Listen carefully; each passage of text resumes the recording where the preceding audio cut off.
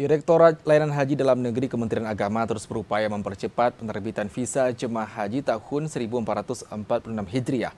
Hingga kemarin hari Rabu tanggal 16 April tahun 2025 sebanyak 32.000 visa telah berhasil diterbitkan. Direktorat Layanan Haji Dalam Negeri Kementerian Agama terus berupaya mempercepat penerbitan visa jemaah haji tahun 1446 Hijriah. Hingga saat ini dilaporkan sebanyak 32.000 visa telah berhasil diterbitkan.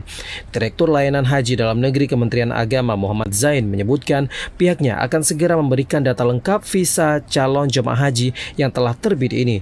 Dijelaskan pengurusan dokumen jemaah haji merupakan tantangan tersendiri bagi Kementerian Agama. Namun hingga saat ini pihaknya telah memproses sekitar 45% dari total keseluruhan dokumen atau telah mengajukan lebih dari 80.000 dokumen ke sistem e-Hajj di Kementerian Haji Arab Saudi yang berarti sekitar 45% dari total keseluruhan.